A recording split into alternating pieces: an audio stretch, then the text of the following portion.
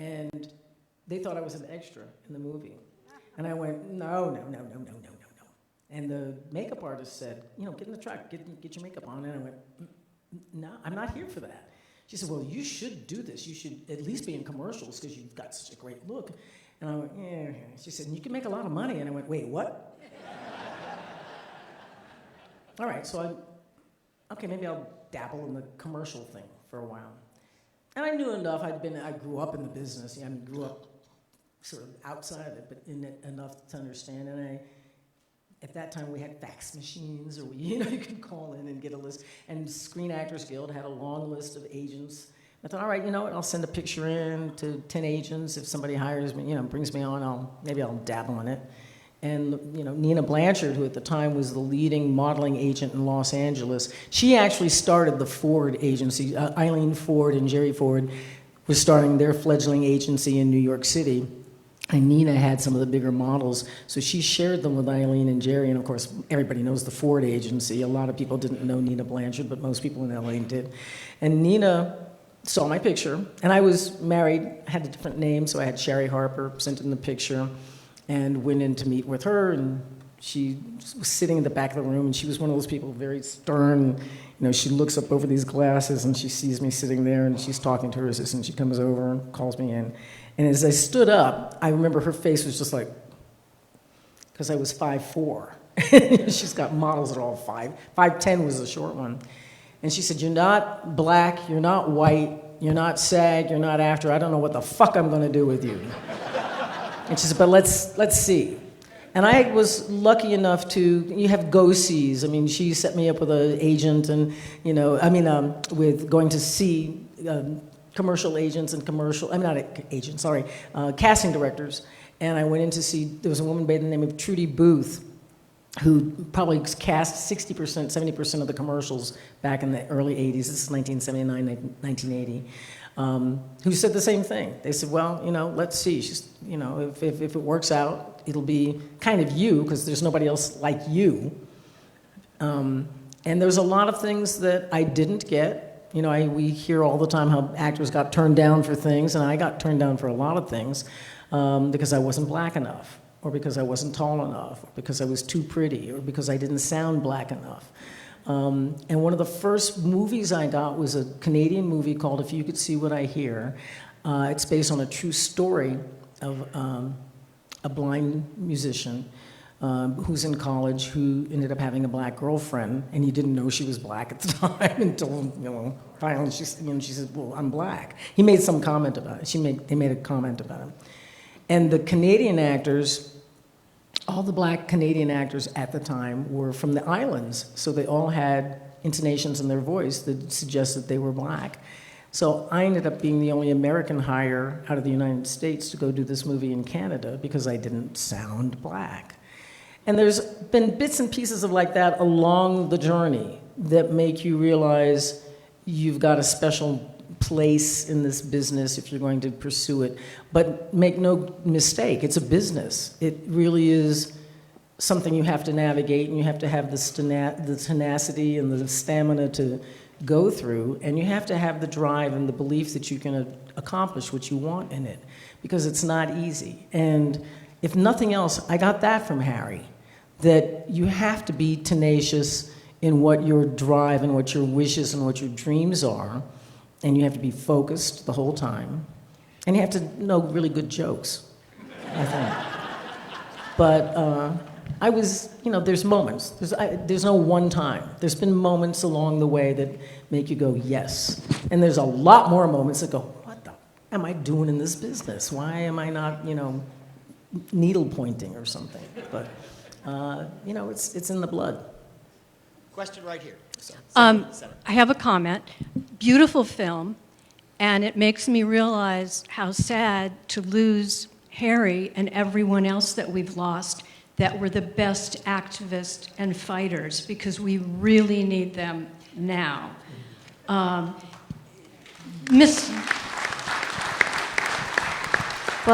I'm hoping, because I'm planning to put this film in every high school and college across the country, and we're working very hard to do that.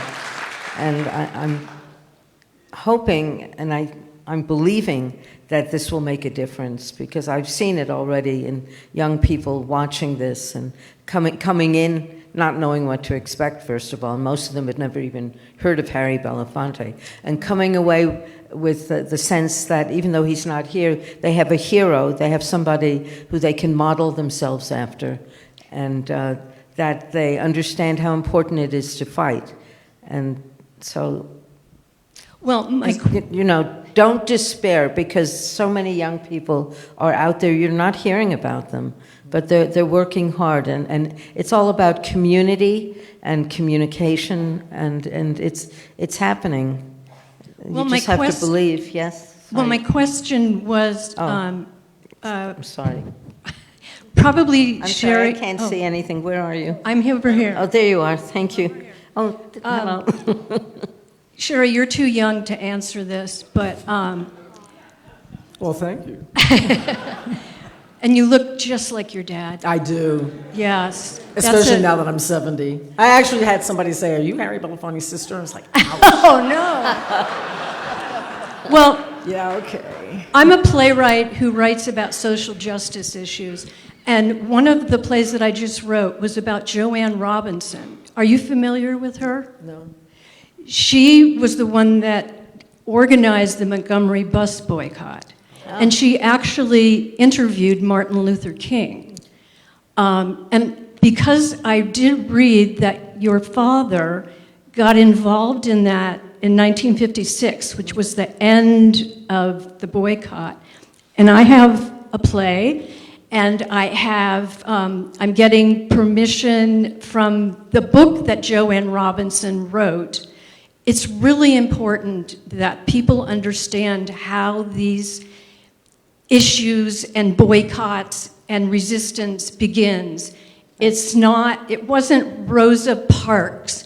It was a whole bunch of people before her and after her. And I think it's important that everyone understand that we, the little people, are the ones that are going to make the change. Right. Absolutely. Can I you give couldn't that to agree her? with you more. It's true, and it's not that it wasn't just Rosa Parks. Rosa Parks, of course, was one of the more visible ones, and that's the reality: is that the ones that get the press are the ones that we can keep in our foresight. What we have to be very careful of now is we have an administration that is trying to suppress that, and in a huge way. So it's plays like yours, it's stories like Rosa Parks, it's movies like the ones that Suzanne is doing, that if we can keep this in front of our audiences and keep this in front of everybody's eyes and not feel oppressed or suppressed by administrations like the one that we're dealing with right now, that's where the real struggle stays. It's not beginning, it's been around for hundreds of years, like 460, I think.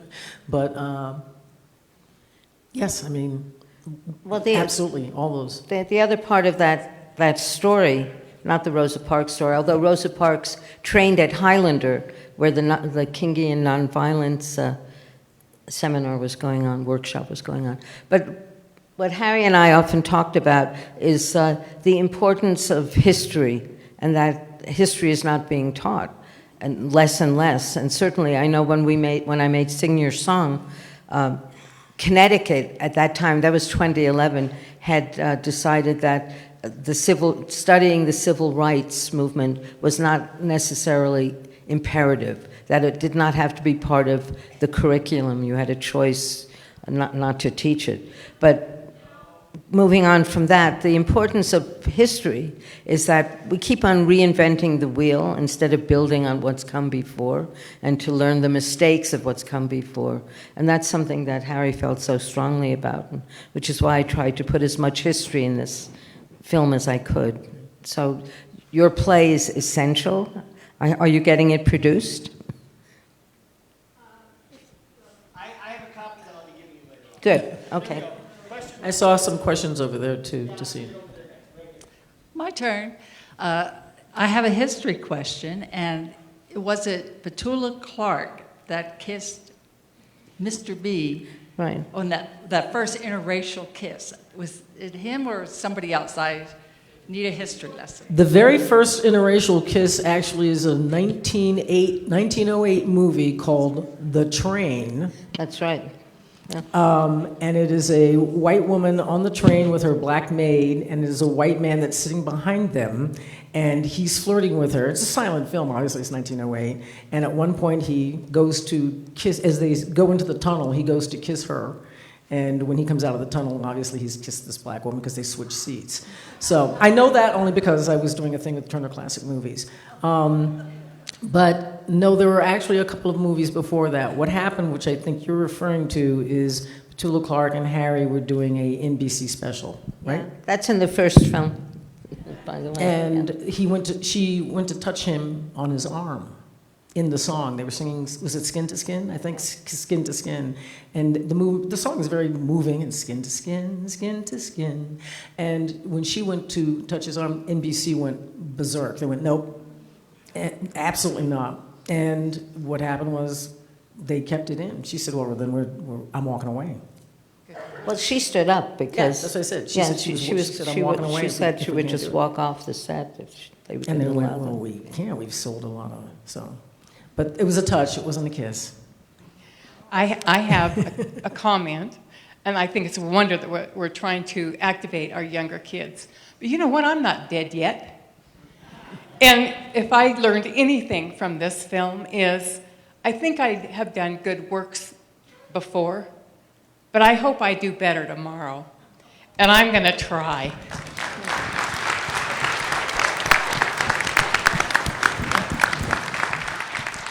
My question is, how is the lab progressing, those kids, and that's his legacy that he wanted to carry on? The music lab, how is that progressing? I don't know. Do you know? Can you say the question? How is the music lab progressing, the one that's in the movie that Aloe set up? We're working on that.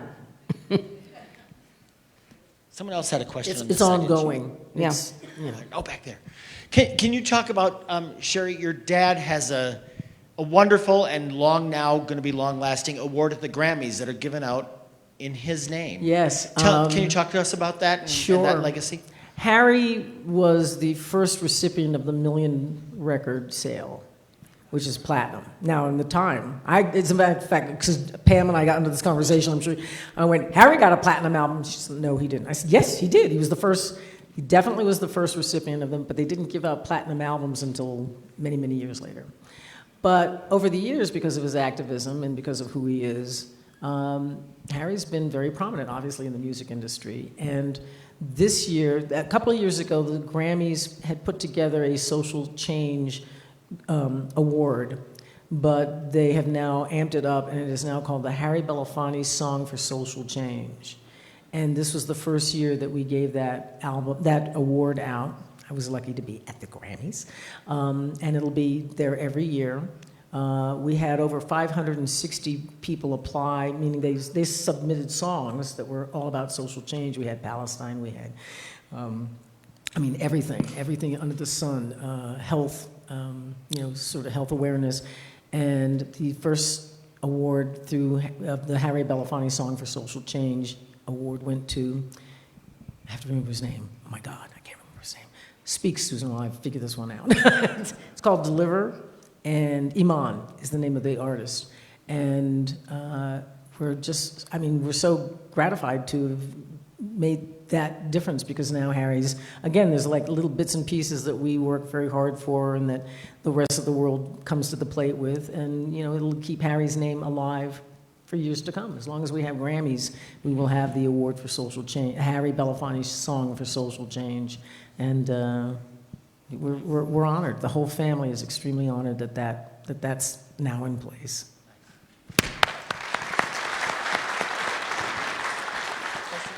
So thank you both for coming in. Thank Patrick and the board and everyone involved with bringing this to Sedona. Thank you. So, And thanks, Paul. yeah, Paul, we and love Jerry. Paul and Jerry. And my Jerry. husband, Sam. Everyone involved. My family is from Selma, Alabama, and my mother was very, very much an activist and advocate. She was bright yellow with red hair. But everyone is complicit if you say nothing. And I think if I got nothing else from this film, it was that we all have a role to play. And for Susan, I want to thank you for showing that side of the advocacy of life, because if you say nothing, if you stay silent, it will continue. And that's what I got from my upbringing, and it was reinforced today. And I know my mother in heaven is so thankful that we are still doing the work. So I just wanted to say that. And for those who don't have a game plan, Martin Luther King left us with his last book. Where do we go from here? Chaos or community?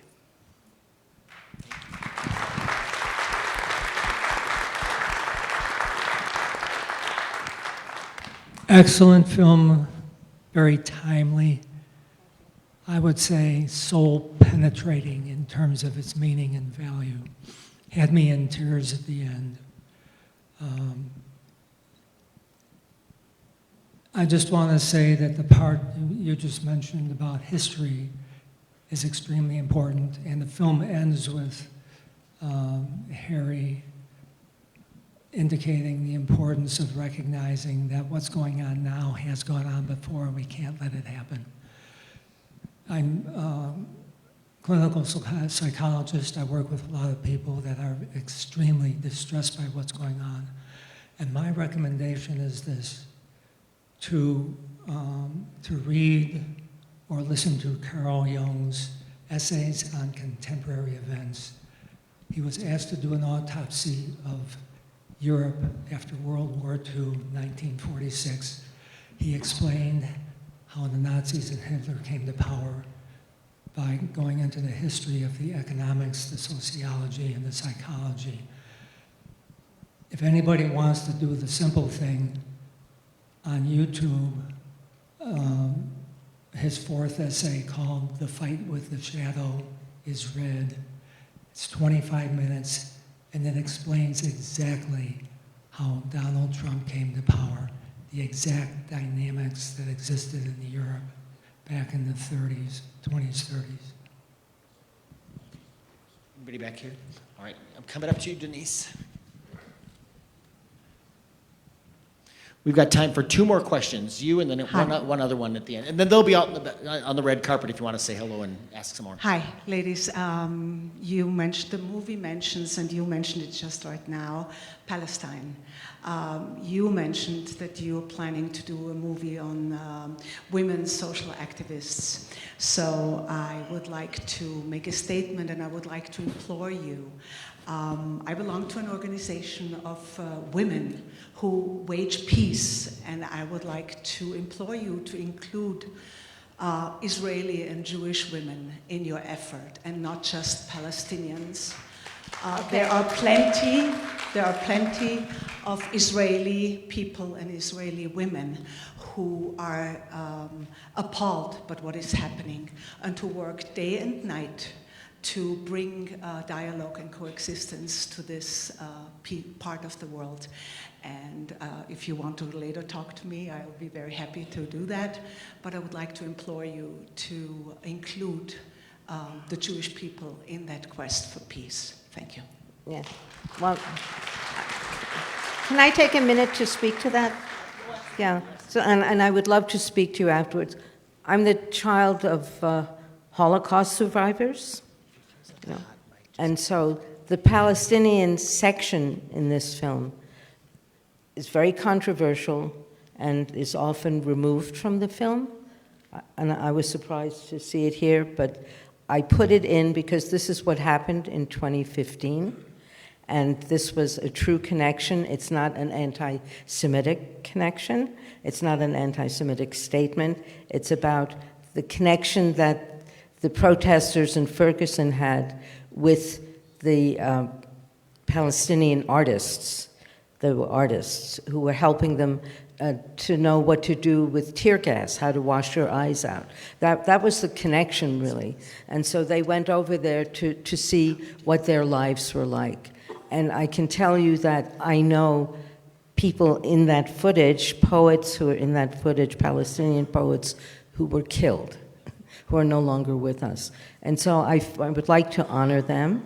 And the section happened in 2015. It's not speaking to what happened today. I wish I could have had an Israeli section in to balance it. I wish that Harry could have spoken to that section, but it didn't exist, so I couldn't force it in. And so I just want to make that very clear. And it will forever be controversial. I don't know how to get around it, but I prefer not to take it out when I have the choice to not take it out. But I would love to speak to you because there are Israeli women, young women activists in my new film. So everybody will. Last question is right here. Taken care and then, of. like I said, they'll be in the lobby so you can talk to them some more. Sherry, music is one of the great healing methods in this world, and comedy is second to it. I would be honored if you tell us a dirty joke.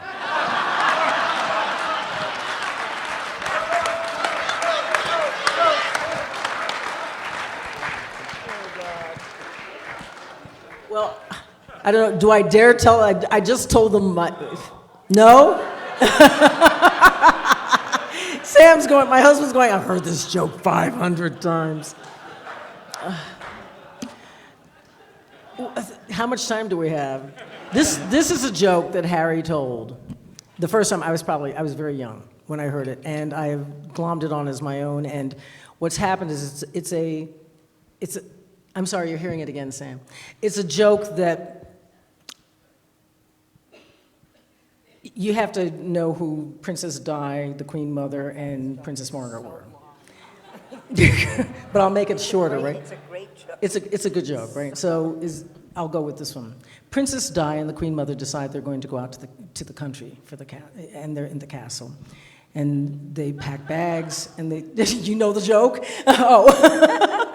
Anyway, they pack their bags, they bring them downstairs, and they say, and the Queen Mother says, George, bring the Silver Cloud Rolls Royce around. Di and I are going out to the country this weekend. And they come downstairs, the bags are being put in the car, but it's not George who's driving this brand new, beautiful Silver Cloud Rolls Royce. But they don't think anything about it. They get in the car. And by the way, I'm really abbreviating this, just so you know. But they get in the car, it's a beautiful day. Suddenly, this guy turns off on the road, and they have no idea where they're going. They've never seen this road before. A little while later, he pulls off into another part of the road, pulls out a gun, turns around to the Queen Mother, points the gun at the Queen Mother, and says, "All right, Queen Mother, turn over that brooch, that big ruby brooch you always wear. I know you're wearing it. I want it. I need it. Give it to me now." She says, I'm sorry, I'm not wearing the ruby brooch. So what do you mean you're not wearing the ruby brooch? She goes, well, we were going out to the country. I saw no reason to wear a ruby brooch. I left it back at the castle. He says, that's a bloody thing for you to be telling me. So he points the gun at the Lady Di. He says, all right, Diane, give me that beautiful diamond ring that Bonnie Prince Charlie gave you. I need it. I want it, the money that's going to be perfect. Give it to me right now. Hand it over. She says, I'm sorry. I'm not wearing the diamond ring either. He goes, what do you mean? She says, well, like the Queen Mother said, I was going out to the country. I saw no reason to wear a diamond ring. It's back at the castle. This is a fucking bloody thing for you to be saying. He jumps out of this beautiful Rolls Royce, opens up the back door, pulls the Queen Mother out, pulls Lady Di out, and says, I'm just going to have to steal the car, and he drives off. Queen Mother is, oh my word, Di, are you all right? She says, yes, Queen Mother, I'm fine. I'm a little shaken up, but I'm fine. She says, Queen Mother, are you all right? She says, yes. Ooh, what a story. She said, they start walking along. She goes, Di, forgive me, but didn't I see you wearing that diamond ring when we left the castle? She says, yes, Queen Mother, as a matter of fact, I was. She said, well, what did you do with it? She said, you know, I didn't know who he was. And when he turned off on that road we'd never been on before, I thought something might be up. So I took the diamond ring off, and I hid it in my twat. She says, really? They walk a little while, and Di goes, Queen Mother,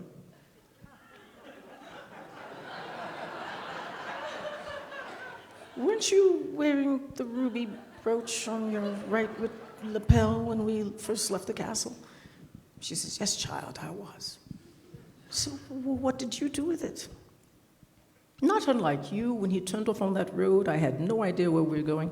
I took the ruby brooch off, and I hid it in my twat.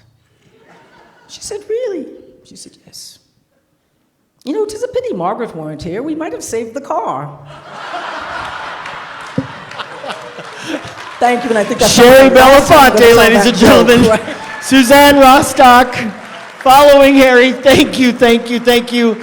If you want to enjoy a wonderful interview, check out our live feed, check out our Facebook. They did a great interview with Carol Kahn this afternoon. More to come on that. Thank you all so much.